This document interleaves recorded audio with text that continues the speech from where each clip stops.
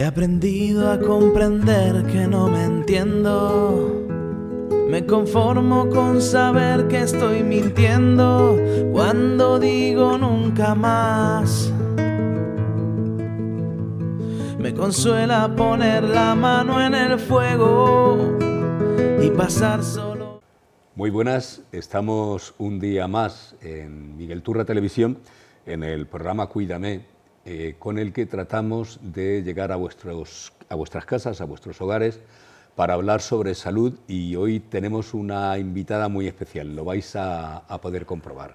Es Gemma Mansilla, trabajas en el hospital, cuéntanos un poquito, ¿qué tal? Bien, bien, contenta porque es mi ciudad y contenta de estar trabajando en mi ciudad, que eso es un lujo. Después de dar muchas vueltas, poder trabajar donde vives es un lujo, y muy contenta porque ahora estoy en quirófano aprendiendo mucho. Es un campo nuevo que yo no había tocado desde que hice las prácticas, y la verdad es que muy contenta, muy contenta. Bueno, ya veis, porque es alguien muy especial, nos va a contar probablemente lo que es el gran desconocido para nosotros, los que no trabajamos en la rama de la medicina, lo que es el gran desconocido, ¿no? Porque nosotros pasamos a los quirófanos, pero en el 99% de los casos lo que hacen es que nos duermen y no sabemos lo que pasa ahí. Pues hoy Gemma nos va a descubrir un poco qué es lo que pasa dentro de los quirófanos. Pero antes de estar en quirófano, ¿has dado alguna vuelta? Muchas vueltas, he dado muchas Sí. vueltas, sobre Cuéntanos. todo con personas mayores, en residencias, también en plantas, en oncología, en cirugía, aquí en Ciudad Real también, que me ha servido mucho porque te da una visión de cómo llegan los pacientes luego a la planta. Yo no había visto el quirófano, pero claro, sí había visto cómo me llegaban los pacientes y lo que pasan hasta que van a casa. Entonces me ha parecido muy interesante porque me faltaba ese trocito, el trocito de la intervención que yo no lo había visto. Había estado en prácticas, pero estar en prácticas, tú coges ahí unas pinceladas, tú no te enteras del meollo. Trabajando ya es otra cosa, ya tienes otra responsabilidad. Pero me cuenta, Gemma, que sobre todo has trabajado con gente mayor. Sí, además me gusta mucho. La gente mayor me gusta mucho porque aprendes mucho de ellos, aprendes mucho de vida, de costumbres, de respeto, incluso de palabras que ni conocías, que ya ni las usas. Entonces aprendes mucho, de los mayores aprendes mucho. Mira, mucho. aquí en Miguel Turra Televisión hice con Miguel Turra Televisión un programa para la gente mayor, que eran ellos los protagonistas, venían a contarnos un poco su historia, su vida, sus anécdotas, y te puedo asegurar que era de lo más agradecido del mundo. Era algo increíble el que la gente mayor volviese otra vez a su juventud, a contarte pues desde sus problemas más íntimos hasta sus mayores juergas, sus mayores risas, y de verdad que te comprendo porque era un programa muy, muy especial. Era algo increíble. Entonces entiendo que cuando están, o estamos ya, porque ya me incluyo, estamos pochos, pues la verdad es que el tener a alguien que te comprenda, que te escuche, que comparta contigo un ratito es importante. Lo ven de otra manera, tienen una visión de la vida diferente. Para nosotros a lo mejor una enfermedad es un parón. Para la gente más mayor va siendo más ley de vida. Entonces lo vas viendo de otra manera, la perspectiva cambia, ¿no? Sí, sí. Jesucito, que me quede como estoy, que no me duela mucho, que pueda seguir mi vida más o menos. Entonces eso te cambia también tu mentalidad. Claro. Ves la vida de otra manera y dices, a esto vamos a llegar todos. Entonces lo vas viendo venir y aprendes mucho de ellos. Sí, mucho. pero lo que está claro es que queremos vivir cuanto más tiempo mejor, y queremos estar bien, y nuestros cuerpos están para un tiempo determinado, no para siempre. Eso es muy difícil de asumir. Y si queremos llegar a los 100 años, tenemos que ser conscientes de que vamos a llegar en unas condiciones que no son las que teníamos cuando teníamos 20, ni 50, ni 60. Eso tenemos que aprender a asumirlo, ¿verdad? Sí. Y eso es muy difícil a veces, de ver que vas teniendo limitaciones y que no puedes, y que de repente la rodilla pues ya no es la que era, que a lo mejor necesito una prótesis de rodilla porque ya no me puedo... Y bendito el Señor que ahora puedo optar a eso, que a lo mejor antes había cosas a las que no se podía optar y tú tenías mal tu rodilla y tenías que organizarte con un andador o con un bastón o quedarte en casa sentado. Entonces, claro, ahora te dan una calidad de vida que sí pasas el mal rato de la cirugía y pasas tu recuperación y tu rehabilitación, pero es que luego ganas mucha calidad de vida y eso merece la pena. A mí me sorprende que con un simple aparato, por ejemplo, que te pongan aquí, seas capaz de volver a oír después de un montón de años sin oír. Y es una operación mínima, es una operación poco invasiva y en poco tiempo. Sí. Y oyes. recuperas el oído. Algunas veces parece magia lo que se hace ahí dentro, ¿verdad? Sí, sí. Además es muy interesante, incluso es verdad que de otorrino toca muy poco, pero es muy interesante ver los aparatos, como parece casi una radio, cómo te sintonizan tu aparato dentro del quirófano con el aparato que ellos tienen, para que tú puedas... Es muy interesante, muy interesante. Sí, sí, sí. Mi mujer tiene uno, yo le digo que le pusiesen, que se hubiesen conectado con Movistar, pero Bueno, se lo han sintonizado ya no mal tanto la conexión. y oye ruidos. Pero bueno, a ver, vamos a centrarnos un poquito en quirófano. Vale. Yo no entiendo, no puedo entender dos cosas, sobre todo del quirófano. La primera, yo soy un cagón, ¿no? Y me imagino que como casi todo el mundo, porque vas a pasar a algo desconocido. Como yo le decía al último médico que me operó, es que va a haber unas horas de mi vida que yo no controlo, que las vas a controlar tú y yo no te conozco. Entonces, ¿por qué tanto tiempo esperando en la puerta del quirófano? ¿Y por qué no te dan algo para ir más tranquilo?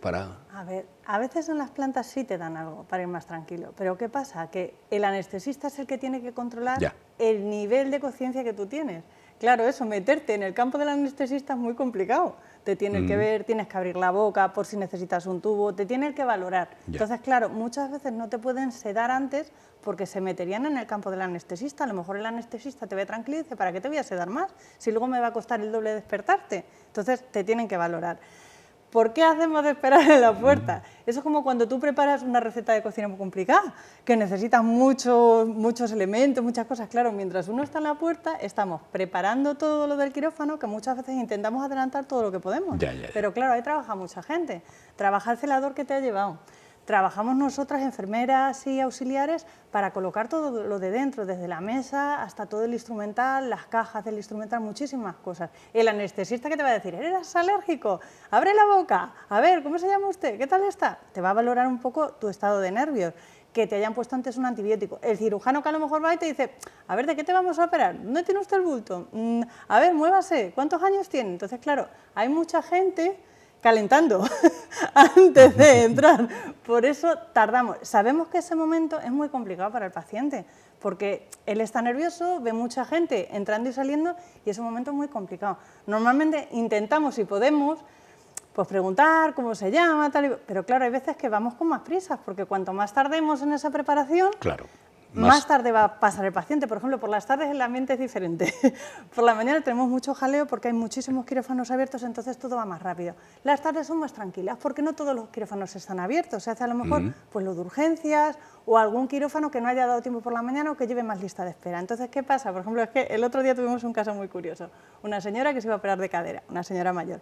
Como íbamos más tranquilos, porque no había tantos quirófanos abiertos, nos dio mucho tiempo de hablar con ella. Entonces, claro, nos estuvo hablando, que era la patrona de su pueblo, estuvo hablando mucho con nosotros, sobre todo con uno de mis compañeros. Entonces, nos dio más tiempo para empatizar un poco con ella. Claro, la señora pasó mucho más tranquila, pero nos había dado un poco más de tiempo. Sabíamos que el quirófano estaba controlado, que los traumatólogos estaban ya dentro, entonces teníamos muchas cosas controladas y podíamos dedicarnos un poco más al paciente.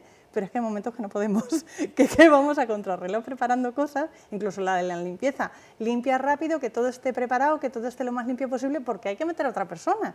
Entonces, va un poco la cosa a contrarreloj. Por eso se pasa ese rato. Yo me acuerdo que la última vez que me operaron, comentaban, no sé si eran las enfermeras o eran auxiliares o quién era, y cómo lo tenemos que colocar. Lo ponemos en esta posición, lo ponemos en esta otra, lo ponemos no sé qué. Y yo decía, pero bueno, si no saben ni siquiera cómo me tienen que poner, ¿cómo me van a operar?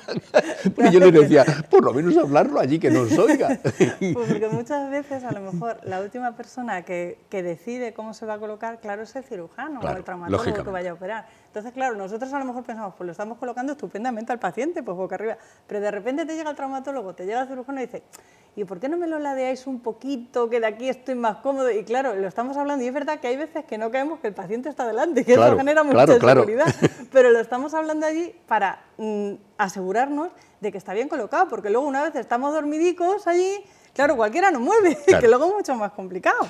Pero Pero Gemma, yo creo que ha avanzado tanto incluso en la labor del anestesista, ¿no? Mucho. Ha avanzado tanto. Ha avanzado muchísimo. Porque las anestesias, el despertar de la anestesia no es como antes, no es tan duro como mucho antes. menos, gracias a Dios. Claro. Porque, por ejemplo, el caso de esta señora, que pasó muy tranquila, no la llegaron a dormir del todo, era una operación de cadera. Claro. Entonces, claro, de cuando en cuando ella no se veía porque, claro, ponemos un paño y el paciente no se está viendo el cuerpo, toda la que tenemos liada ahí abajo. Pero, claro, ya está despierta, sedada, tranquilita, pero estaba despierta. Entonces, de cuando en cuando nos íbamos a la cabecera. ¿Qué tal está usted? ¿Va bien? Sí, sí, pero queda mucho, que oigo ahí ruido, ¿sabes la que está liando ahí abajo? Entonces, que sí, que vamos bien, pero nos queda un poquito. Claro. No es distinto eso a tener a un paciente completamente dormido, que claro, luego te cuesta el doble despertarlo. Esa señora, pues ya está, pues vas con tu anestesia a lo mejor de cintura para abajo, no te está doliendo, no estás notando las piernas ni nada, pero tú estás más o menos consciente. ¿Que vemos que estás un poco nerviosa? Pues el anestesista se va a encargar y va a decir, la veo un poquito nerviosa, voy a sedarla un poquito, que se duerma. No llega a ser una anestesia general, pero está dormida. Esos avances antes a lo mejor no se podían hacer. Tú por narices una operación de caderas que la tenías que dormir entera. Claro. Ahora con las anestesias que hay, poder dormirte eso de cintura para abajo, hacerte bloqueos, que no te duelan, bloqueos nerviosos, eso es una maravilla, Claro, o sea, eso es maravilloso. Es que te lo digo porque yo lo viví, incluso después de operarme, después de quitarme un riñón, después de quitarme la pelvis renal, no sé, yo qué sé, cuántas cosas. A mí me decían, tenemos aquí analgésicos para cuando te duele. Y yo, si es que no me duele nada, claro, porque estaba conectado a una máquina que de vez en cuando soltaba no sé qué, que tenía por ahí dentro, y yo estuve 2 días con esa máquina. Maravilloso. Yo no tuve ni la más mínima molestia. Y yo decía, me parece increíble. Primero, que no haya tenido ningún efecto con la anestesia posterior a la operación, que no haya tenido vómitos, mal cuerpo, porque mala son sensación. anestésicos muy locales, Claro. van muy localizados a esa zona, pero claro, sí que tienes que tener un catéter Claro. hacia una máquina, pero eso es una maravilla porque te evitas lo que Claro. antes se llevaba tanto, uy, tengo que vomitar la anestesia, es que tengo que echarle... Claro. Claro, será un mal rato, que ahora si lo podemos evitar, Pero pues Gemma, lo evitamos. ni un solo dolor, ni una molestia después de operarte durante 2 días allí, vamos, durante 2 días en ningún momento, ni cuando me fui a mi casa, ni en ningún momento. O sea, Es que eso es lo ideal. Parece magia, ¿no? Ojalá con todos los pacientes consiguiéramos eso, porque eso es lo que se pretende, que el paciente, dentro de que no vas a una fiesta flamenca, pues lo pases lo menos mal posible. Y si tenemos medicamentos y útiles para que eso no llegue a pasar, pues bendito sea. Porque a lo mejor antes no los teníamos, pero si ahora los tenemos, vamos a usarlo, todo lo que el paciente necesita. Claro, es que yo creo que esa es sobre todo la evolución, ¿no? El pensar, el médico, todo el personal sanitario que hay allí en quirófano, en el bienestar del paciente, incluso después, no solamente por lo que te han operado, sino por los efectos de la operación, Claro. ¿no? Es que yo creo que antes no se pensaba nada más que en corregir lo que estaba mal. Y que no tenían medios. Por ejemplo, los bloqueos, no me llegaban a planta, por ejemplo, con un bloqueo hecho. Ahora sí, cuando llegan a planta, yo a lo mejor ya me han puesto medicación, incluso me han hecho un bloqueo de esa zona, un bloqueo nervioso, entonces no te duelen, no te llega el dolor a esa zona. Hasta que esa zona se te despierta, tú llegas a la planta y necesitas muchos menos calmantes, porque estás cubierto por esa anestesia que te han puesto. Si eso antes no lo podían hacer porque no tenían esos medios, tú pasabas tus dolores. Por muchos calmantes que te metiéramos en vena, esa zona dolía, porque estaba recién operada. Entonces, si ahora yo te puedo poner una cosa local que te está haciendo ahí un efecto, pues maravilloso, es que te voy a quitar muchísimos dolores. No, está claro. Y lo que tenemos que convencer a la gente que se vaya a operar, que vaya a operarse alguien cercano a él, es que en un porcentaje muy elevado no va a tener esos efectos que había hace 10 años.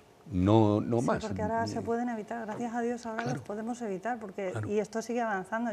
Uno de los anestesistas, que a mí me encanta trabajar con él, dice que él es el enemigo del dolor. Y es verdad, o sea, van luchando para que el paciente no tenga dolor y tenga las mínimas molestias posibles, porque además eso va a ayudar en la recuperación. Si a ti te duele, pues te vas a encoger, esa zona no la vas a estirar, a lo mejor te van a decir, venga, levántate y anda, y vas a decir, no puedo. Y dices, es que y dices no soy Lázaro, claro. soy Paco. Bastante milagros a Lourdes, no puedo. Pero claro, si no me duele, claro, también está el efecto contrario, que también nos ha pasado, que de repente se te levanta un paciente que parece el año del exorcista y dices, oiga, tranquilo, que se la está jugando, ¿no? que tiene la barriga recién abierta, tranquilo. A mí me contaron en una operación hace ya mucho tiempo, hace como 30 años, que en mitad de la operación me desperté y me lié a puñetazos con el cirujano. Puede, sí.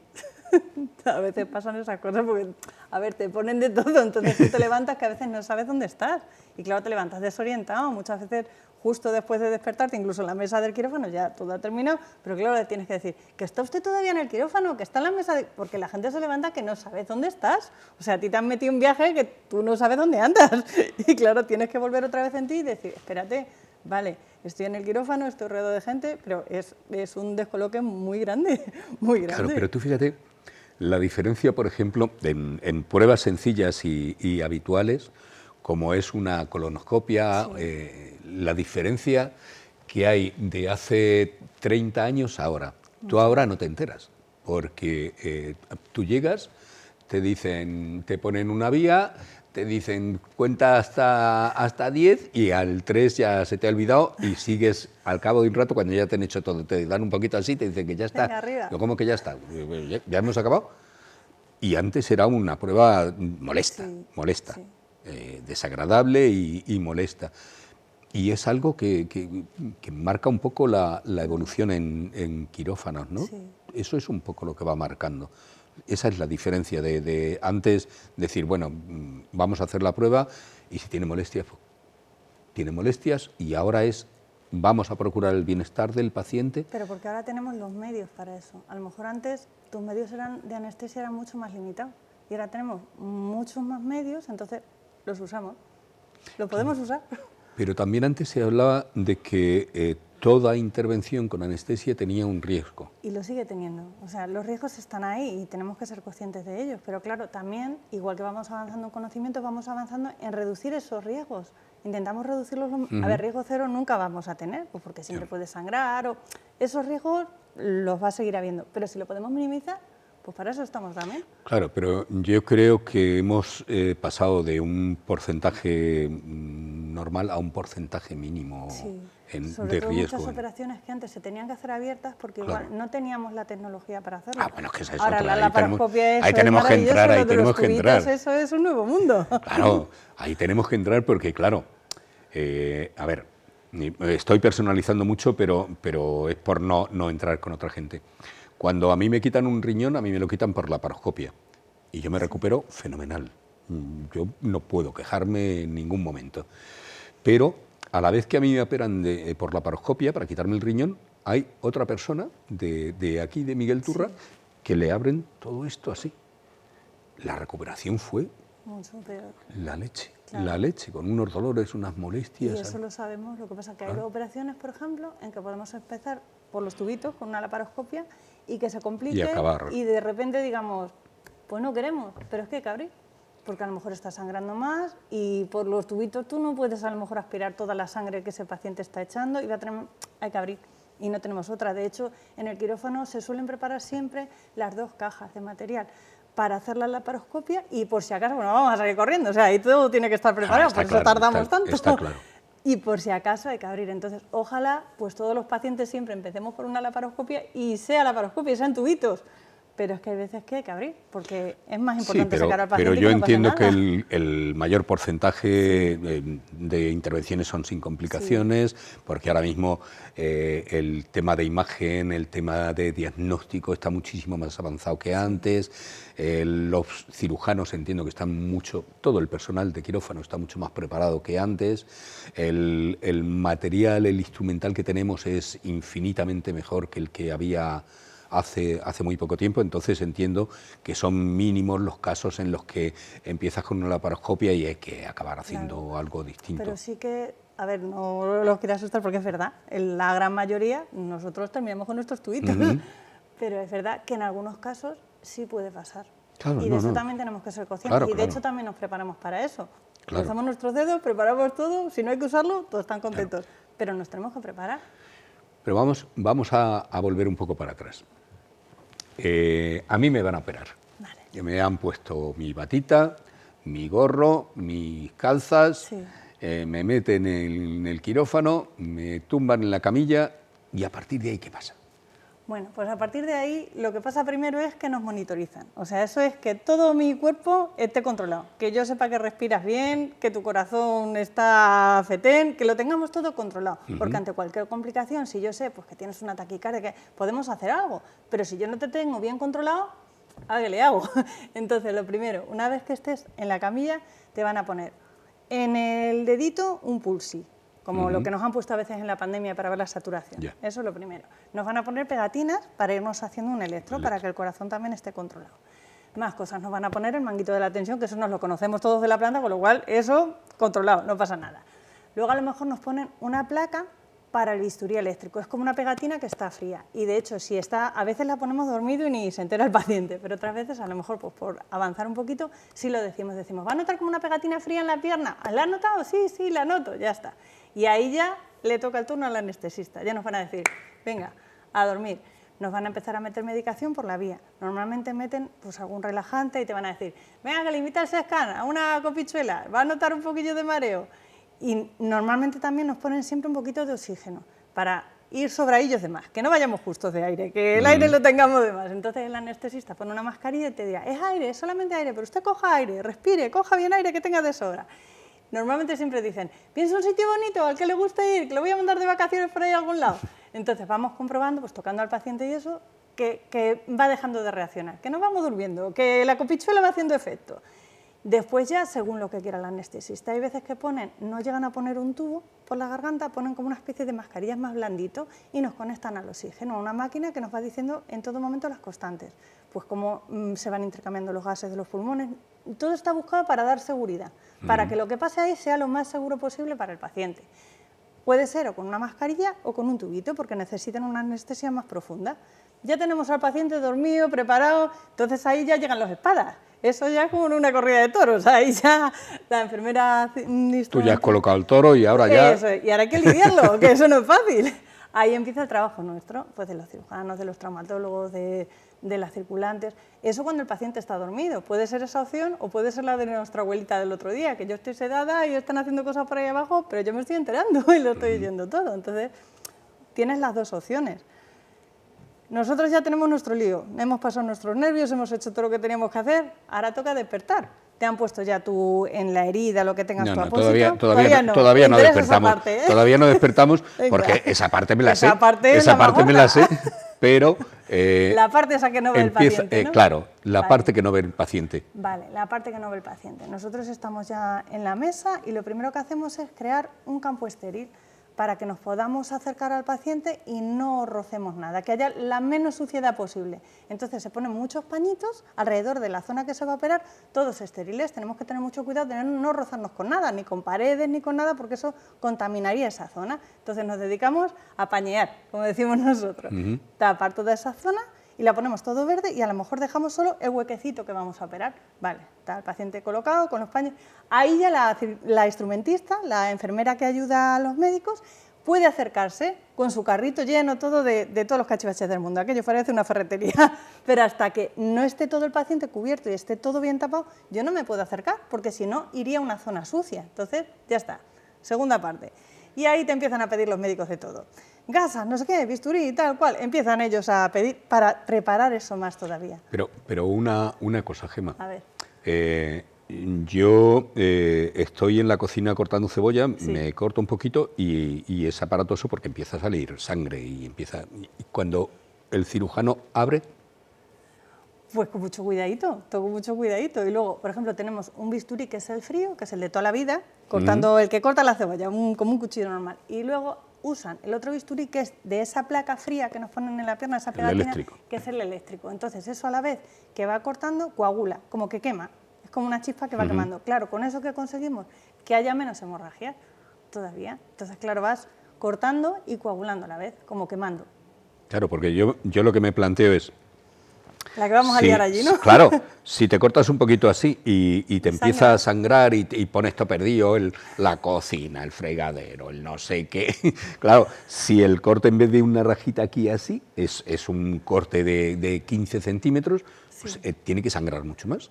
A ver, según la zona, una cadera, por ejemplo, sangra muchísimo más, una mano que haya, pues sangra mucho menos, es una zona más pequeñita, pero es verdad que, claro, con el bisturí eléctrico se sangra menos, porque vas quemando a la vez que abres, no es como con el bisturí eléctrico, que yo abro y ahí empieza a salir sangre, esto es un corte normal. El otro tipo de bisturí no es igual, porque al ir quemando yo controlo mucho más las hemorragias. Entonces, por eso, a ver, la liamos. Algunas veces las limpiadoras lo saben, que las pobres la volvemos loca, le decimos, ahora te hemos liado una buena. Ya me imagino. Te la hemos liado bien, aquí tienes que frotar. Pero hay otras veces pues que no, intentamos ser los más limpitos que podemos. Hay veces que no puede ser, pero nosotros lo intentamos. También porque el paciente pierde menos sangre. Entonces, claro. De hecho, hay muchas veces que incluso dentro de la operación, si se ve que el paciente está perdiendo mucha sangre, el mismo médico, el anestesista, pide sangre al banco de sangre porque lo necesitamos. Entonces, si conseguimos eso, minimizarlo lo menos posible, pues mejor también. Pero bueno, hay veces que no se puede evitar, hace falta sangre, para eso está el banco de sangre, para pedirlo. Pero vamos a suponer que la operación va a ser por laparoscopia. Sí, son 2, 3 puntitos pequeñitos por donde entra un tubo y va viendo. ¿Vosotros vais viendo el proceso o lo único que veis son los...? Se ve porque tenemos unas cámaras, gracias a Dios, porque es que si no, claro, sería muchísimo riesgo. Incluso cuando se ponen los trócares, cuando nosotros hacemos los agujeritos y metes como el agujero más grande, como una cánula, ese momento es muy complicado, porque tú ahí sí que vas a ciegas. En ese momento estás entrando, inflamos a lo mejor la barriga para que haya un poco de margen, pero tú vas a ciegas. Entonces es un momento complicado porque puede haber algún problema de decir, ¿y si le hago un agujerito a lo que no quiero yo hacerle el agujerito? Entonces, claro, en ese momento ya metes la cámara y una vez se meta la cámara por ese tubo, ya todo hay más tranquilidad. Porque ya lo estás viendo, ya sabes por dónde vas. Ya el cirujano sabe, bueno, me estoy acercando por aquí, vamos a quitar la vesícula, venga, esto ya está separado. Ya tenemos otra tranquilidad, otra seguridad. Pero al principio ese momento de, vamos a meter el tubo, es un poquito complicado. Estamos un pelín nerviosos. Sí, bueno, es normal que sea un poco más complicado, pero también entiendo que quien mete el tubo no es el primer tubo que mete, ni el número 100, ni el número 500. Siempre ¿no? es la persona que tiene más experiencia. Claro. De hecho, vamos por graduación, allí no entras de general, allí empiezas de teniente raso. Entonces, muchas veces, además en Ciudad Real somos un hospital universitario, entonces se forman muchos médicos. Entonces, ahí el primero a lo mejor empieza mirando, luego a lo mejor te dejan un separador. Luego te dejan secar un poquito con una gasa, o sea, ahí hasta que coges y echas un punto despacito, vamos despacito. Entonces, claro, vas cogiendo graduación. Del que sabe más, el que es capitán allí del barco, que te va diciendo, esto por aquí, por allá, por allá. Entonces, y en enfermería nos pasa lo mismo, o sea, yo no voy a entrar por todo lo alto, voy despacito. Supongo. Y una vez que el cirujano pues ha llegado bien mediante, con las manos, o bien mediante estos tubitos, y ya ha podido corregir lo que hacía falta, ha cortado, ha puesto, ha pegado, ha hecho lo que sea. ¿Cómo es el proceso luego? Lo primero que tienen que hacer, una vez que ya hemos arreglado lo que queremos, ¿no? Hemos quitado la vesícula, comprobar que esté todo bien. Que esté todo bien. Nosotros hacemos un contaje, que no se haya quedado ninguna gasa dentro. Bueno, eso es, yo he tenido que vaciar cubos enteros buscando gasa, porque ahí hasta que no apareciera una, de allí no se movía nadie. Que no haya hemorragia, porque claro, si tú cierras y hay alguna hemorragia, se nos está liando. Entonces tenemos que estar muy seguros de que eso haya quedado fetén. Y aun estando seguros, pues luego hay veces que a lo mejor sale más cardenal o tenemos algún problema, pero nosotros tenemos que intentar hacerlo muy bien. Estamos seguros, las gasas nos han cuadrado, los médicos todos sus puntos los han echado divinamente, que aquello parece una obra de arte. Entonces ya sí vamos cerrando, cierran siempre de dentro hacia afuera. Nosotros vamos a ponernos en una vesícula, porque es lo que voy a hacer esta tarde y yo estoy ya con mi mente ahí. Hemos cerrado nuestra vesícula, la hemos quitado, se ha quedado todo muy bien. Y luego vamos de dentro hacia afuera cerrando, cosiendo y cerrando, vamos hasta que llegamos a la piel. Llegamos a la piel, echamos nuestros últimos puntos de la carne de más abajito y a lo mejor nos ponen grapas. Ya está. El médico ya se ha ido y te ha dicho, ten chica, las pinzas para ti que yo me retiro. Todo tuyo. Cúralo. Pues le echamos ya bien de suero, limpiamos todo lo que podamos, un poquito de betadine para desinfectar más esa herida y un apositillo. Y ya ahí el anestesista, ¡hala!, a despertar al chico o a la chica, venga para arriba. Y ya está. Pero la verdad es que parece un proceso sencillo, ¿no? Y al final yo creo que acaba siendo un proceso muy sencillo, sobre todo pensando en que, como decías, quien nos opera no es el que pasaba por ahí y le han dicho, oye, tú, que vas a operar, sino que normalmente es alguien que ha vivido pues todo el proceso, ¿no? De primero coger el separador, después meter un poquito del tubito, de no sé qué, o poco después cortar, siempre con el apoyo de profesionales con más experiencia. Y entonces, al final, quien te opera es alguien que ha hecho esa misma intervención de una forma o de otra, íntegra o parcialmente, en un montón de ocasiones, ¿no? Porque aquí tuvimos un estudiante de medicina que nos decía, es que claro, desde que yo entro en la Facultad de Medicina hasta que yo puedo tratar a un paciente en solitario, pasan un montón de años. Se tiene que preparar mucho. ¿A vosotros os pasa igual? Igual. Y yo soy de las personas que tienen menos experiencia allí. Yo tengo compañeros que llevan años en un quirófano y que saben, vamos, me dan a mí 20 vueltas, porque luego cada quirófano es un mundo. No es igual una operación de traumatología que una de neurocirugía, que ya eso me da tanto respeto, que una de cirugía general, que es en la rama en la que estoy yo, y aún así hay operaciones muy complicadas, que ginecología o que urología o que oftalmología, que es muy delicado. Son todo cosas muy pequeñitas. Entonces, no es igual, y cada uno intentamos especializarnos y aprender nuestro trocito, que bastante tenemos con ese trozo. Yo me acuerdo que un día, hablando con un cirujano torácico, le decía, joder, es que os especializáis en algunas cosas, es que los enfermos de corazón, Sí. y me decía, no te equivoques, cuando tratamos el corazón, estamos tratando con venas y con arterias así. Y otros de nuestros compañeros que no tratan el corazón, tratan con hilitos. Y tienen que arreglar esos hilitos. Dice, entonces, lo nuestro es mucho más sencillo, se puede ver mucho mejor, se puede trabajar mucho mejor que cuando estamos hablando de una cirugía a lo mejor menor. Sí, pero muy delicadas también. Por ejemplo, hay cirugías de dermatología, que son a lo mejor melanomas, cánceres en la piel, pues que también son muy delicados, porque no es igual operarte de una espalda que tengas un lunar en la nariz. Es que eso se ve mucho más. Entonces, estéticamente, eso hay que dejarlo muy fino, porque lo vas a estar viendo todos los días. A lo mejor una espalda dice, bueno, si doy el punto más ancho, no pasa nada. Va a hacer fuerza, necesito un punto más gordo que me aguante la tensión. Pero es que a lo mejor una zona visible es mucho más delicado. Y es una operación muy pequeñita, pero está muy a la vista. Es que yo creo que una de las especialidades que a lo mejor se ha olvidado un poco la seguridad social durante mucho tiempo, no digo ahora, pero durante mucho tiempo, es la cirugía estética. Sí. Y es que hay muchas zonas donde se interviene que probablemente debería haber un cirujano estético, por ejemplo, en un cáncer de mama. Es verdad que los cánceres de mama se están tratando muy bien, porque incluso en la misma operación muchas veces te ponen la prótesis ya. Es que debería ser siempre. Lo que pasa es que siempre no puede ser, Paco, porque hay veces que, por ejemplo, si esa mama hay que radiarla, si pones la prótesis no pueden calcular bien la dosis para radiarla. Entonces, claro, no pueden en la misma operación poner, ojalá se pudiera hacer, pero si esa mama o si ese tipo de tumor necesita radiación, a lo mejor no te lo pueden ofrecer. Y no es porque no queramos, es que no es bueno para la paciente. Necesitamos que esa zona esté limpia del todo y luego ponerte la prótesis. Entonces, si tiene muy claro que en todos los bordes está muy limpito, genial, ponemos la prótesis, pues ya de una lo dejamos todo hecho.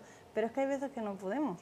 Claro, pero mira, aquí estuvo la presidenta de AMUMA, sí, hablando en uno de los programas y echaba de menos eso, el cirujano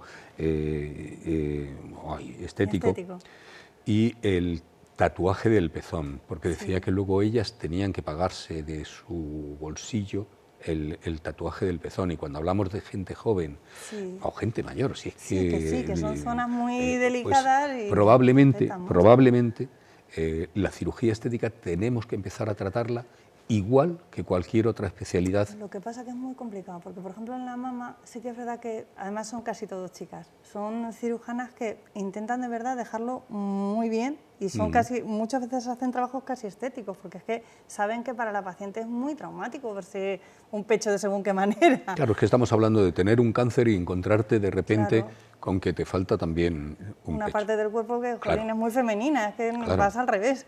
Entonces es verdad que, aunque no tengamos cirujanos estéticos, de verdad que la mama en Ciudad Real está muy bien tratada, tiene mucha sensibilidad con las mujeres y procuran dejarlo...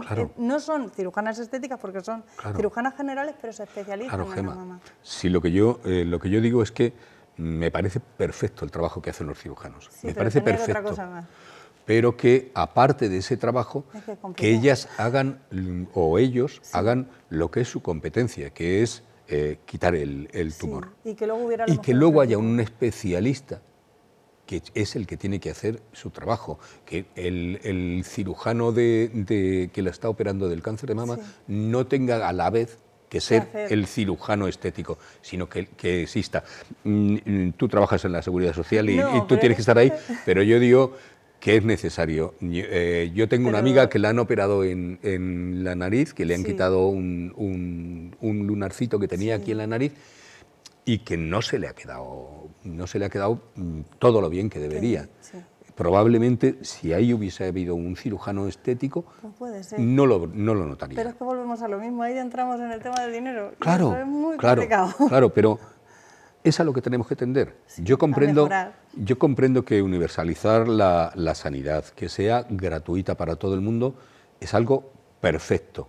Pero es perfecto en la teoría, en la práctica hay que práctica muy pagarlo. complicado. En la práctica hay que pagarlo. Y lo notamos probablemente en falta de médicos de cabecera, Sí.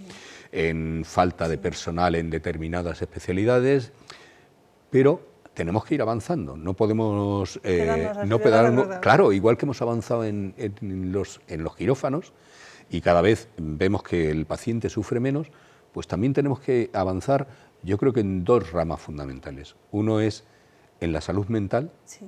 y, Sí, otro, mucho. y otro en la estética. Porque, bueno, ya que hemos comido, vamos a preocuparnos de otras cosas, ¿no? Porque cuando tienes hambre te preocupa la comida y poco más. Cuando no tienes una salud universal te preocupas en que todo el mundo tenga salud. Pero ya que lo tenemos, pues vamos a avanzar. Vamos a seguir avanzando y vamos a que haya más médicos de familia y que no se colapsen los hospitales, las urgencias, los especialistas y demás. Y vamos a la cirugía estética para que la operación no suponga un nuevo trauma. No es solamente la operación, sino también las secuelas físicas que puedan Yo quedar. creo que ahí con la Iglesia hemos topado, porque siempre la salud pública siempre tiene sus límites. Entonces, claro, de hecho la salud mental y la medicina estética son unos de los límites con los que nos topamos, porque claro, ¿hasta qué punto es necesario ya un capricho? Que no es un capricho, porque tú lo puedes pasar muy mal con una cicatriz en la cara, pero claro, tienes que marcar un límite. Claro. Con la salud mental pasa un poco lo mismo. La salud mental es muy lenta de recuperar. Entonces, claro, necesita muchos recursos y yo voy a ver la solución a muy largo plazo, medio-largo plazo. Entonces, Pero, Gemma, lo que no puede ser es que alguien eso cuesta. que tenga una depresión importante, un chaval que está en el colegio, que le están haciendo bullying, alguien que acaba de tener una pérdida y que no es capaz de superarlo, que le den cita para dentro de un año. Pues pasa. Desgraciadamente eso pasa y Claro. sabemos todos qué pasa. Claro, entonces tenemos que acabar por tratar la salud mental igual que la traumatología. Yo me he roto un hueso. Para eso nos queda... Claro, nos ya, queda. pero tenemos que tender a ello. Y igual que se está mejorando en los quirófanos, yo creo que tenemos que mejorar en otros aspectos. Sí. ¿Qué pasa cuando ya el paciente sale y empieza a quejarse? Ay, me duele, ay, ay, me quiero ir a mi casa, ay, quiero comer, ay, me quiero levantar. Pues mucha paciencia, tener mucha paciencia en ese momento. Justo después del quirófano, es verdad que a lo mejor vamos saliendo, incluso en el mismo caminito hasta que llegamos a reanimación o a la UCA, que se hacen operaciones más pequeñitas, pues ya la anestesista te va diciendo, le voy pasando un paracetamol en el caminillo porque así ya lo voy llevando, ya va más preparado. Llegamos o a reanimación, que son operaciones más grandes, o a la UCA. Pues llegamos allí y ya es como, ¿te duele? ¿Tiene frío? ¿Te ponemos una mantita? Ya es el momento un poquito de los mimos, de vamos a mimarlo un poquito, que llega muy reciente, vamos a darle un poquito de amor y de cariño para que esto vaya cogiendo tono, para que vuelva a estar un poco a su ser, se recoloque, porque tú vienes de un viaje muy gordo, donde no conocías a la gente. De hecho, muchas veces es que pasan cosas muy graciosas. Nosotros muchas veces tú en una planta das el cambio de turno, claro, el paciente se entera, ¿no? Esta es una enfermera y de repente me ha venido otra. Tú das el cambio de turno en un quirófano y el paciente está dormido. Claro. Y de repente lo ha dormido una enfermera, una pareja de enfermeras. Nosotros trabajamos como la Guardia Civil, una con los artilugios y la otra va por allí dando vueltas, echando gas en pareja, como la Guardia Civil. Claro, tú te has dormido con una pareja, pero te has despertado y ahí hay otra pareja, porque justo nos ha tocado el cambio de turno. Claro, el otro ya el pobre, recién despertado, puesto de drogas hasta las cejas y de repente me vienen aquí otras dos que ni conozco, claro, ya te terminas de descolocar. Entonces, claro, ya la criaturita la llevamos a reanimación o a la UCA y ahí tiene otra vez que colocarse. Ahí es cuando tú vuelves un poco a tu ser y dices, venga, ya lo he pasado, todo ha salido bien, me voy con mi familia, me voy a mi planta y si puede ser a mi casa corriendo. Pero solemos ser muy quejicas en el momento de despertarnos. Yo creo que no, hay de todo, pero creo que no. Es que yo creo que es mucho más el estrés psicológico que el dolor en sí. El estrés psicológico es muy grande, de hecho te preocupas hasta por la gente que está fuera, incluso la gente que está fuera muchas veces, si los conocemos, oye, tardan mucho, ¿por qué no lo sacan? El otro día, por ejemplo, tuvimos un poquillo de jaleo porque se estaban dando también el turno los celadores, que los celadores son muy importantes, son casi a veces los jefes del hospital. Entonces se estaban dando el turno, faltaban celadores, estaban sacando gente de operaciones y había un señor que como estaba muy bien, muy estable, pues claro, estaban sacando antes los demás pacientes que a él. Y el pobre estaba allí, la familia nerviosa, de mí no se acuerdan, vamos, lo íbamos a meter en nómina. Y claro, la familia ya nos decían, pero ¿se ha complicado algo? Que es que no sale. Y no, perdonad, es que estamos sacando muchos pacientes que estamos, y claro, corre más prisa sacar a los demás, que a lo mejor van a una UCI, que él está bien, pero que lo tenemos ahí un ratillo. Claro, estaban preocupados. Claro. Está el paciente, pero es que la familia también está detrás esperando. Es que, vamos a ver, a ti te están operando y tú estás en el quirófano y estás dormido, pero es verdad que la familia normalmente no tiene información hasta que no ha acabado todo. Claro. Y algunas veces es verdad que necesitas, pues eso, a alguien que pase por allí simplemente, que aunque no tenga ni idea, que te diga que vaya bien. Pero es que eso pero es complicado a veces. Claro. Muy complicado. Pero es que no te hablo de una operación de una hora. Sí. Que bueno, eso lo pasas evidentemente, sí, pero hay operaciones que te han dicho, pues mira, van a ser 2 horas. Sí, luego son 2 horas y media, y que son esa media hora sí, o 4, o 4, porque se ha complicado cualquier cosa, y claro, siempre el que está fuera se pone en lo peor, evidentemente. Sí. Entonces, eso habría también a lo mejor que normalizarlo de alguna manera, que cada X tiempo se le pueda dar. Salir a alguien y dijera, vamos bien. Nada, que todo bien, no os preocupéis. Y luego hay otra cosa que yo siempre tengo la duda. ¿Por qué tanto frío cuando sales? A ver, esa es fácil. ¿Qué pasa? Que con el frío hay menos infecciones. Ya. Entonces, necesitamos estar, yo digo que somos los pingüinos. Eso es Siberia, que en verano estamos muy bien, pero ahora en enero pasamos mucho frío. Entonces, el paciente es el que más frío pasa, porque tú pasas allí como Dios te trajo al mundo, pasas desnudo. Entonces, claro, ponemos normalmente mantas de calor, o por debajo del paciente o por encima. Pero claro, por ejemplo, los cirujanos o los pasan mucho calor, porque ellos están con las luces arriba. Claro. Entonces, tus sensaciones de mucho frío, y más cuando te despiertas, eso, intentamos pues arropar al paciente con lo que tenemos. Entras en calor cuando llegas a reanimación o llegas a la UCA, que ahí ya sí hay mantitas, y ya tienes frío, te ponemos una mantita corriendo. Pero tú sabes que el paciente te va a llegar con muchísimo frío, se pasa mucho, pero es por eso, porque intentamos que no crezcan muchos microorganismos, que no haya infecciones, que no esté el caldo de cultivo para que haya infecciones. Por eso se pasa tanto frío, por eso tenemos que tener ese frío ahí. Yo recuerdo eso, la sensación de frío, de tardar mucho tiempo en pasarse y estar incluso en pleno verano además, helado. El frío, las heridas como que nos encoge, entonces hace que sangremos menos. Entonces es un beneficio, pero claro, la sensación es muy desagradable. ¿A qué temperatura suele estar el quirófano?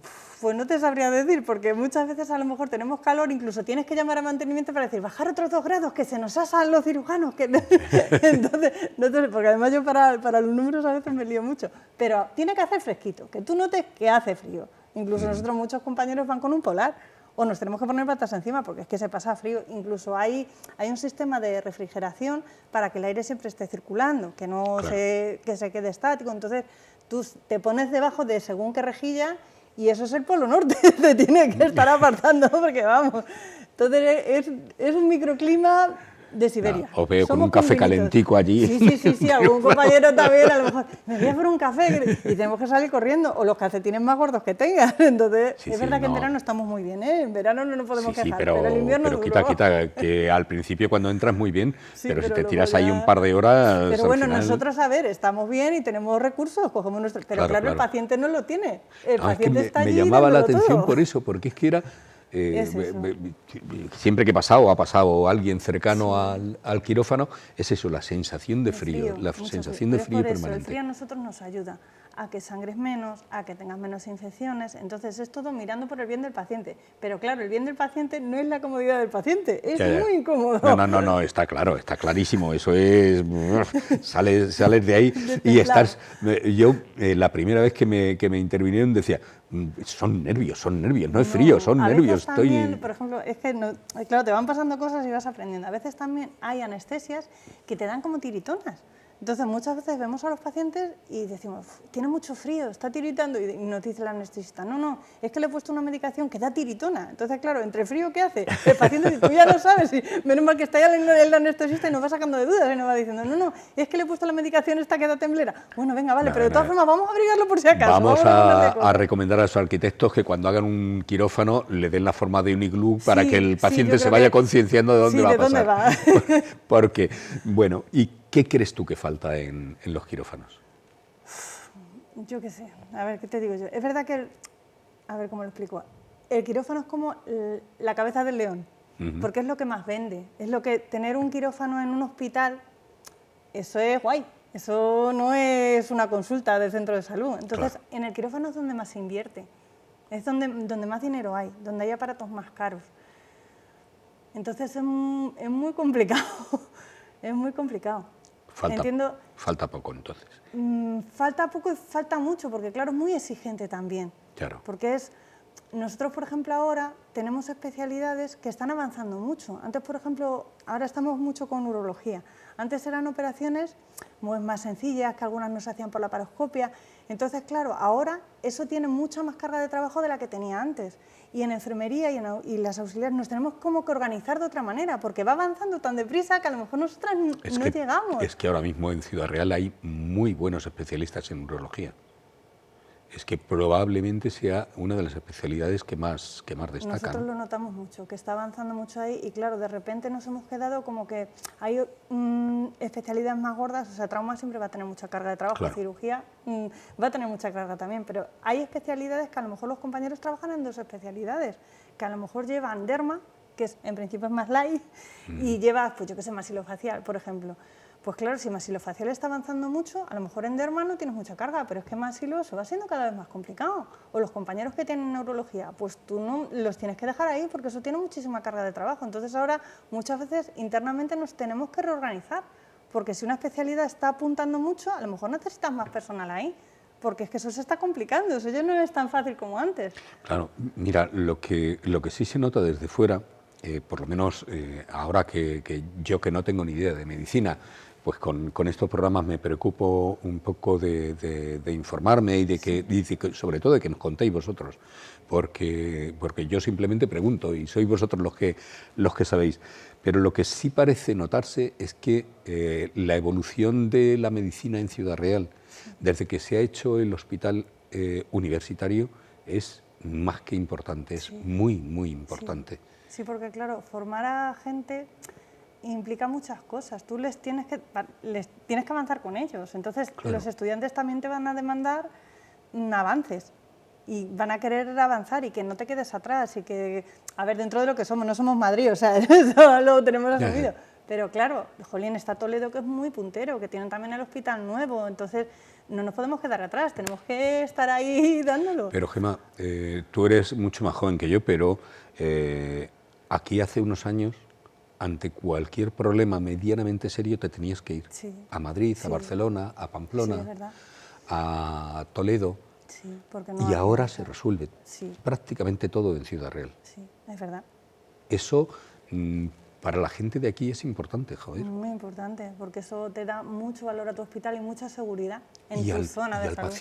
Y al paciente. Mucha tranquilidad, no te vas a tener que desplazar, claro, muchas cosas. No es lo mismo que tu familia tenga que ir a Madrid, mientras que a ti te dure la época de hospitalización, a que esté a 5 minutos de tu casa. Eso es una ventaja muy grande para el paciente, para la familia, para todo. El que luego la recuperación, el que luego el tratamiento posoperatorio te lo hagan al lado de tu casa, es importantísimo.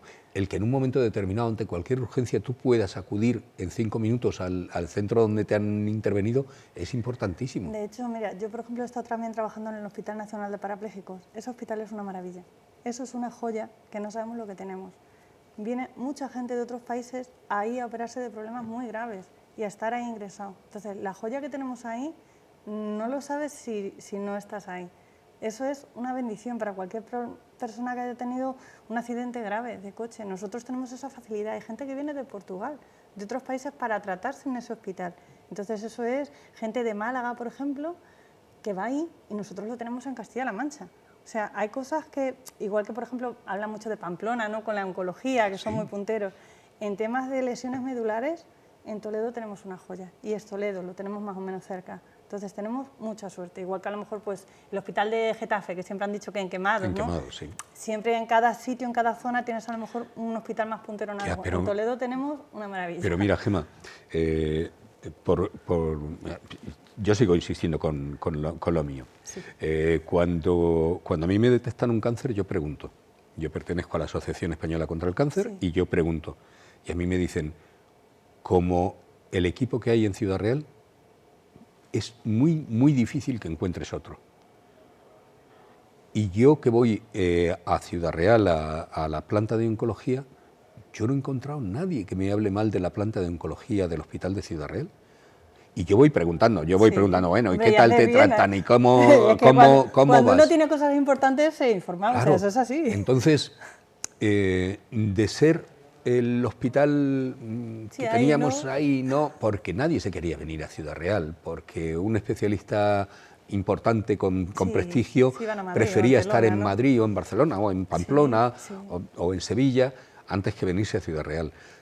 A que ahora tengamos equipos reconocidos en Castilla-La Mancha, como el que tú acabas de hablar en Toledo, como el servicio de oncología que tenemos aquí en Ciudad Real, es que no sabemos lo que supone eso. También es que, claro, todos los sanitarios somos personas, los médicos son personas. Tú también buscas calidad de vida y buscas poder formar una familia. Entonces, a lo mejor la calidad de vida que te da Miguel Turra o que te da Ciudad Real, a lo mejor no te la da en Madrid. Entonces, claro, muchos especialistas también dicen, jolín, pues yo aquí tengo buena calidad de vida, puedo ejercer mi trabajo tranquilamente y no tengo los precios de vivienda que tengo en Madrid. Y medios, Gemma, porque si tú quieres calidad de vida, pero no vas a poder desarrollar tu profesión porque los medios con los que cuentas no valen para nada. Si no tienes un equipo en condiciones, si no vas a tener unas inversiones adecuadas, si no vas a poder poner un tratamiento determinado porque el tratamiento se lo van a tener que dar en Madrid al final dices, pues mira, me quedo en donde pueda avanzar en mi profesión, tanto a nivel médico como a nivel de enfermería, porque evidentemente se habla mucho de los avances de los médicos, pero la enfermería ha avanzado y tiene que avanzar, una barbaridad, ¿no? Sí, de hecho, yo tengo compañeras también, es que hay gente muy luchadora, tengo compañeras que a lo mejor son auxiliares y están estudiando enfermería, con un mérito total, porque doblan turnos, o sea, trabajan de auxiliar y luego como enfermera tienen sus horas también y sus prácticas, entonces eso tiene un meritazo que no se lo quita a nadie. Y a lo mejor están haciendo proyectos de fin de grado y te cuentan cosas que tú no sabías y te quedas diciendo, pues yo no me he enterado de eso, si no llega esta persona y me habla de este proyecto o de este estudio, pues no lo hubiera sabido, claro, y es muy interesante. Pero vuestra responsabilidad también ha avanzado, sí, porque la responsabilidad que tenía un enfermero, una enfermera hace 30 años no es la que tiene ahora mismo. Estaba mucho más limitada y ahora tenemos más campo, nos dejan un poquito más de holgura. Y yo creo que tiene que llegar pronto, si no ha llegado ya, el momento en que vosotras podáis recetar algunas cuestiones. Es que no tiene sentido que para una receta de paracetamol tengas que pasar al médico de familia, tal y como está ahora mismo la situación. Además, ¿no? A ellos les quitamos lista de espera para otras cosas que, jolín, que si son más graves y tienen muchísima consulta, cuando yo a lo mejor, hombre, no te voy a recetar una cosa pues más grave, que tenga más interacciones, pero un paracetamol sí te lo puedo recetar. Claro. Si no eres alérgico, es lo único que te tengo que preguntar, ¿eres alérgico? No, ya está, te lo hago yo. Y luego el trato humano. El trato humano, el médico siempre va deprisa porque no llega. Porque no es porque quiera ir más deprisa, es que no llega. Es que si tienes que atender a 50 pacientes en un turno, es difícil que te puedas entretener 2 minutos con cada uno. pero estáis vosotras, La o enfermera vosotros, cuida.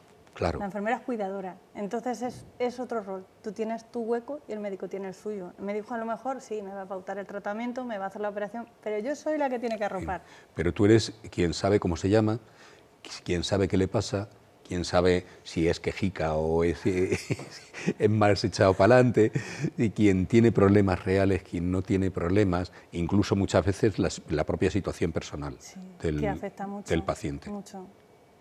Mucho. No es, sobre todo con pacientes oncológicos no es lo mismo. A mí es que no es lo mismo ir a ponerte la bolsa de colostomía que ir a quitártela. O sea, Ya. no es lo mismo. No es lo mismo. Evidentemente. O sea, que, vamos, uno pasa con la moral ahí un poco baja, que bueno, me lo tengo que poner, y el otro pasa como diciendo, me voy a quitar esto y por favor que salga todo bien y me lo quito de en medio. O sea, ¿dónde va a parar una cosa a otra? No es igual una persona, pues yo que soy una señora con un cáncer de mama, que vaya a pasar a hacerse la reconstrucción o que te la hagan en el momento a decir, pues como me lo tienen que quitar y no me la pueden hacer ahora. No es igual, no va a pasar con el mismo ánimo. No es igual una persona mayor que un niño, por ejemplo, que Claro. tienes a los padres detrás, el niño no se entera de nada, pues no es igual, es que Ya. no tiene nada que ver. Claro, y es lo que digo, el médico, por desgracia, nos contaba aquí Milagros o Juan Antonio, nos contaban que bueno, que a ellos les gustaría tener más tiempo para cada Sí, paciente, pero es pero que no no pueden. tienen, es que no pueden personalizar, no pueden individualizar a cada paciente porque entonces no atienden al resto No y llegan. eso es imposible, ¿no? Entonces es una labor que hacéis vosotras y que yo creo que es tan importante como Es que es la... nuestro campo. Claro. Es que el médico tiene su terreno y eso no quiere decir que no sea empático con los pacientes. También la criatura Sí, sí, sí. donde puede hacer lo que puede. Pero es que ese es el terreno nuestro. Igual que el de las auxiliares. O sea, no es lo mismo que te cambien un pañal de cualquier manera que te lo cambien con cariño. No tiene nada que ver. No tiene nada que ver. Ese paciente te va a colaborar, va a llegar a lo mejor a mí a la cura de otra manera. Entonces, todo lo que se haga depende mucho de la forma como sea. Puedes hacer lo mismo, pero de diferente manera cambia mucho la historia. Claro. Haciendo lo mismo, pero no tiene nada que ver. Si lo haces de una manera, si lo haces de otra. Simplemente- Si lo haces con cariño, así sí. lo haces porque hay que hacerlo y para cumplir Simplemente el el verte entrar en la habitación con una sonrisa y con un trato normal, y eso es más que importante. Pues alguna vez aprenderemos a valorarlo, yo creo. Bueno, y si no lo valoramos, por lo menos tú sales de allí diciendo yo he hecho lo que he podido y es algo contra el salero del mundo. No sales ahí renegado diciendo, madre mía, he visto 20 tripas, aquello era la guerra. Pues se sale de otra manera, Sí, por lo la menos verdad. aunque solo sea por amor propio y por salir medio contento con tu vida y con tu trabajo y no salir tan quemado, que eso a veces también quema mucho, esa impersonalización, quema mucho. Entonces, si lo llevas con otro salero, con otra gracia, pues se lleva mejor. Yo creo que lo que más ha quemado a los profesionales de la medicina ha sido la pandemia. De la pandemia ha salido mucha gente muy tocada, Normal. muy tocada. Normal, porque es que es una situación de mucho tiempo, muy estresante, con falta de recursos, que ves que tu día a día se te ha ido a hacer puñetas porque no llegas, de repente tienes una situación donde todo te asalta por los aires y la responsabilidad es tuya, o sea, tú ahí no te puedes caquear, tú tienes que dar el do de pecho. Y es muy complicado y además durante mucho tiempo, entonces es normal que eso nos pase factura a todos, Claro, eso es normal. y además te encuentras con una situación en la que hay mucha gente, entre ellos yo, que piensa que la sanidad española es la mejor del mundo y de repente te encuentras con bolsas de basura cubriendo Es el que personal. somos los mejores del médico. mundo hasta que nos prueban. Entonces, cuando te prueban, Yo creo que después de la prueba seguimos siendo los mejores. sí, pero te das cuenta de que a lo mejor lo que faltaba no es el personal, sino la gestión. La gestión de los recursos es muy complicada, y la prevención. La prevención, yo creo que en España es lo que más nos falta, el prevenir. Porque claro, invertir en prevenir, invertir en algo que tú no sabes si va a pasar o no, y si no pasa, y me lo estoy gastando en algo que a lo mejor no pasa. Entonces, claro, ese ten-con-ten es muy complicado. Sí, pero hay cosas que muy sí, hay complicado. cosas que sí conoces, y el coordinador del centro de salud de Miguel Turra nos decía que probablemente los médicos de familia de España son los peores pagados de Europa. Sí, es verdad, Y eso sí sabes, es verdad. eso sí lo sabes. Y sabes que la medicina de familia es lo que te está haciendo que no se te abarroten los hospitales. Y si tú no inviertes en médicos de familia, pues la sanidad en general Se va a no quedar va a ir coja. bien, no va a ir bien. Es imposible, porque la primera prevención es la de médicos de familia. Un buen médico de familia, evita con muchos problemas. tiempo, con el material necesario, con un número de pacientes adecuado, no con 1.500, puede puede llevar y puede hacer que no se colapse un hospital. Sí. Si no tenemos eso, probablemente yo, si estoy enfermo y creo que mi enfermedad tiene que curarse ya, no voy a esperar 10 días o 15 días a que me atienda el médico de familia. Me voy al hospital, a urgencias. Pero es eso, yo creo que nos hemos centrado en somos la mejor sanidad del mundo, sí, pero a lo mejor de profesionales, a lo mejor de formación, pero es que en gestión hay mucho campo que nos queda mucho por avanzar y la gestión es fundamental, fundamental. Porque claro, si tú no gestionas bien eso, que de repente no hay bata, que no, si tú eso no lo tienes, ya vas mal. O sea, es que yo creo que los gestores deberían de ser, como es el caso del delegado provincial de Sanidad, que es una persona con experiencia, sí, que viene del mundo de la medicina, que además me consta, porque lo he visto trabajar y cada vez que lo hemos llamado ha estado ahí, que le dedica 28 horas diarias, no 24, sino 28 horas diarias a la gestión y que además sabe lo que es el mundo. Eso es lo que necesitamos, sí, gente como el delegado, como Paco Pepe, que en Ciudad Real pues se vuelca con la sanidad, que antes de que tú le plantees que necesitas, ya está él planteándose cómo conseguirlo. Antes de fraile, claro, ¿no? Claro, eso es lo que necesitamos. No necesitamos políticos de ida y vuelta, ni necesitamos que no sepan... gestores de pacotilla nombrados por lo que sea. Claro, pero es que un buen gestor es el que sabe lo que se está cociendo. Quien sabe lo que hace falta en una cocina es alguien que ha cocinado. Que no es incompatible con que sea político, con que sea lo que sea. Pero que saber con lo tiene que saber, tiene que ser, ¿dónde te estás porque metiendo? está gestionando probablemente la mayor empresa de su sí, provincia, de su región sí, o de su país. Y la salud de todos. Claro. Es que es la salud de todos. Entonces claro, muchas veces, sí, yo quiero un buen médico. Claro, tú ves la cara del que te atiende, pero la cara de los gestores no la vemos. Y sin una buena gestión es muy difícil trabajar. Muy difícil. Está clarísimo. Muy está difícil, clarísimo. Pero a tanto de material como de personal humano, yo por ejemplo, ya te digo, yo no me puedo quejar de la supervisora que tengo porque yo no llego el primer día a un quirófano, lo que estábamos hablando antes, ¿no? Y me vas a meter en una operación que no las hacen aquí, ¿no? Pero a corazón abierto, o sea, yo ahí salgo corriendo, yo tengo ganas de irme por la puerta a la primera que veo. Entonces, que te vayas metiendo poquito a poco en cosas que tú vas controlando, que te vayas medio soltando, eso hace mucho y eso para la supervisión y para la gestión de los recursos humanos, eso es un quebradero de cabeza muy grande porque tienes que coordinar quién va a esta operación, quién va a la otra, quién tiene este turno, que no se les...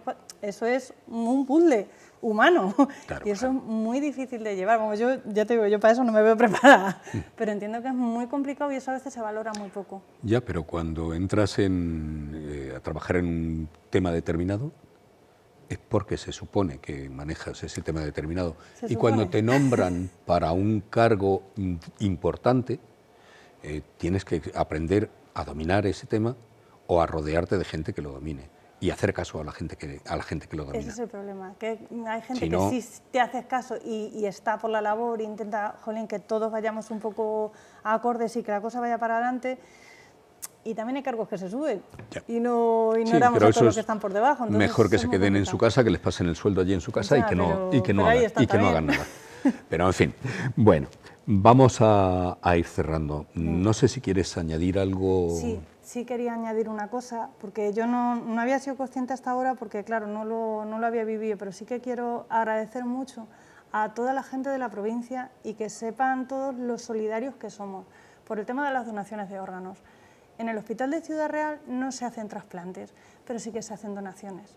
Entonces, ver que una familia, en el momento peor de que has perdido a un familiar por un accidente, es cuando más generosos están siendo y dicen, no, mi familiar, si tiene que donar esos órganos para otra persona que no conocemos, estoy dispuesto, os doy el consentimiento. Eso es, vamos, impresionante. A mí como persona me toca lo más hondo, porque me pongo en esa situación y digo, madre mía, yo sería capaz. Y eso se ve aquí en Ciudad Real. Sí, se ve en toda España. Somos el país que mayor número de trasplantes y de donaciones de órganos realiza de todo el mundo. Por lo tanto, algo tendremos, ¿no? Algo tendremos. Yo creo que en ese aspecto hay algo que es importante y es el testamento vital, que todos deberíamos hacer y que es simplemente con pasar por sanidad o por el hospital, manifestar que quieres hacerte tu testamento vital, que baja la secretaria, te ayuda a realizarlo, te hace 4 preguntas y puedes hacer tu testamento vital, te dan un carnecito que se inscribe en la Seguridad Social y no dejas esa responsabilidad en tu familia. Tomas tú la determinación tanto de la eutanasia como el tratamiento paliativo, Lo que pasa la que donación. muchas veces en las donaciones, aunque tú tengas el testamento vital, por lo menos hasta donde yo sé ahora mismo, la última palabra siempre la tiene la familia. Entonces, es un tema que, aunque es desagradable y es raro, pero hay que hablarlo con la familia. Claro. Porque si tú en ese momento, aunque tú hayas dicho que sí, que también es comprensible y es humano, si tu familia dice que no, porque está sobrepasada por la situación, pues es que no. Claro, pero es distinto, Gemma. Mira, Sí, que no hayas hecho nada, claro, ¿no? yo he vivido la muerte de mis padres y de uno de mis hermanos. Y es distinto que mis padres o que mi hermano ya lo hayan decidido previamente a que tú en ese momento tengas que decidir. Sin saber lo que tu familiar quería hacer, ¿no? Entonces, de verdad que es increíble lo que tú dices, la generosidad de una familia que diga, doy los órganos de mi hijo, de mi pareja, de mi padre, para que otro pueda vivir, pero también es aconsejable que todos nos pasemos por sanidad y que manifestemos nuestra voluntad, el que la tenga, de donar órganos, de donar tu cuerpo para la ciencia, de que te practiquen la eutanasia. Yo creo que eso es importante, tenerlo claro.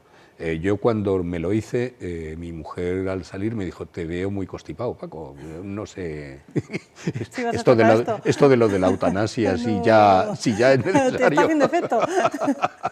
Así es que, pero es algo que ya hablando en serio, tenemos que ver, tenemos que tratar y tenemos que dejar reflejado. Es una de las posibilidades que afortunadamente tenemos últimamente, es la de tener una muerte digna y la de donar esos órganos a la gente que lo necesite en nuestro entorno. Entonces es importante. ¿Algo más quieres? No, es que de verdad lo de las donaciones de órganos a mí me toca mucho la fibra, porque es verdad que nosotros aquí en este hospital vemos la parte, entre comillas, más fea, la más altruista, pero la más fea. Claro, no vemos a la persona que lo recibe, pero claro, entiendo que si no hubiera esta parte, no habría a lo mejor en Madrid o en Albacete, que a lo mejor se centra, esa parte tampoco existiría. No, mañana tú lo puedes necesitar, claro. Yo lo puedo necesitar, o un hijo nuestro, sí, o cualquier familiar nuestro. Entonces, vamos a ver si seguimos potenciando la donación de órganos. Es que lo hay, de verdad, yo no pensaba que la gente era tan generosa en un momento tan duro. Y claro, cuando hay nosotros le decimos un explante a una donación, claro, lo vemos todos, va a haber un explante en este quirófano, no sé qué, y no son uno ni dos, es que ves que hay, ¿sabes? Que te deja con la boca abierta de decir, a ver, no son todos los días, pero que hay un chorreillo y dices, jolín, que esto se hace, que gracias a que la gente en ese momento tan duro es capaz de ser tan generosa, esto sigue adelante. Entonces, claro, si no lo ves, pues bueno, esto será en Madrid o en Barcelona, o no nos toca a nosotros, ¿no? En Albacete se trasplantan pues, riñones, pero claro, cuando ves la otra parte y la estás viendo en el día a día, en tu casa, en tu hospital, te toca mucho el corazón, mucho. Pues yo creo que nos queda claro. Yo creo que nos quedan claro por lo menos dos cosas. La primera, lo que nos acaba de decir Gemma, ¿no? De que es importante que donemos porque estamos donando vida, porque es que hay gente que si no recibe esos órganos se muere. Hay gente que si no recibe esos órganos va a vivir evidentemente mucho peor de lo que está viviendo, directamente va a dejar de vivir. Entonces tenemos que seguir potenciando el que haya cada vez más trasplantes y más, por supuesto, más donaciones. Sin las donaciones es imposible que haya trasplantes. Y yo creo que el segundo tema que nos deja claro Gemma es esa sonrisa. Y es que está trabajando donde nosotros no vemos nada, donde nosotros no nos enteramos. Y está transmitiendo humanidad, está transmitiendo alegría, está transmitiendo ilusión. Y eso es lo que nos hace falta, ¿no? Saber que cuando vamos a pasar a un quirófano, que nos van a dormir, pues va a haber gente como Gemma, que nos va a tratar con todo el cariño, con toda la dedicación, con toda la profesionalidad que tiene. Saber que el quirófano cada vez es menos agresivo, sobre todo a la hora de estar allí y a la hora de salir. Y a la hora de salir no nos vamos a sentir tan mal como nos podíamos sentir hace 20 años por la misma operación, porque vamos a tener mucho menos molestias, mucho menos dolores, va a ser menos agresivo el expulsar la anestesia, y saber que los profesionales que tenemos allí dentro cada vez están mejor formados, cada vez hay gente más profesional y con más medios. Entonces, yo creo que lo que Gemma hoy nos transmite es una tranquilidad para cuando tengamos que pasar al quirófano importante. No hemos visto nada más que cosas positivas, Gemma. Hemos visto pues, cómo se atenúa el dolor con la anestesia, cómo las operaciones cada vez son más pequeñas para curar lo mismo, cómo el posoperatorio es mucho más cómodo, mucho más agradable para el paciente que lo que podía ser antes. Entonces, no nos has hecho nada más que transmitirnos cosas positivas de... Intento, a ver, tenemos nuestras cosas, pues eso, pues nuestro iglú, pues también tenemos nuestras cosas malas, o sea, hay que hacer sangre y hay que meterse al lío. Ya, pero eso había que hacerlo antes también. Claro, pero bueno, siempre hay que mejorar. Esto claro. Es, antes cocinábamos en casa y ahora tenemos a Ferran Adrià en España, pues hay que llegar a esa calidad. Y sobre todo sabemos que al final si nos operan vamos a tener a Gemma o a alguien como Gemma que nos pueda coger la mano y que nos pueda calmar en un momento de nerviosismo, de intranquilidad. Y a compañeros con muchísima más experiencia que yo, que da gusto verlos trabajar. Ya les digo, yo el otro día, en esa operación de cadera por la tarde, a mí no se me olvidará esa señora que decía, ¿dónde está mi amigo? ¿Dónde está mi amigo? Porque había hecho muchísima empatía con un compañero. Claro, el compañero estaba lavado, instrumentando con los médicos. Yo decía, tranquila, tranquila, que los tiene controlados a todos, está ahí manejando el cotarro. Entonces, eso a esa señora le hacía falta en ese momento, tener a alguien de referencia, porque ahí no tienes a tu familia, ahí estás tú solo delante de toriles. Entonces necesitas a alguien que te dé un poquillo la manilla psicológica y que te vaya llevando un poco. Pues Gemma, muchas gracias a ti y a todos tus compañeros por esa labor que hacéis, que puede parecer que es lo menos importante en un quirófano, pero para el paciente realmente es tan importante como el cirujano que lo va a operar. Y una buena instrumentista a un cirujano le hace mucho. Sí, si no, pero alguien que te calme y que esté a tu lado y que te esté transmitiendo un poquito de alegría y de tranquilidad, eso es más muchas veces que una buena intervención quirúrgica. Así que muchísimas gracias por eso, muchísimas gracias por estar aquí. Y yo cuando pase la próxima vez al quirófano, si tengo que pasar, yo quiero encontrarme gente como vosotros. Nos saludaremos, ¿no? Yo quiero encontrarme gente como vosotros. Así que muchísimas gracias por estar aquí. Paco. He aprendido a comprender que no me entiendo. Me conformo con saber que estoy mintiendo cuando digo nunca más. Me consuela poner la mano en el fuego y pasar solo.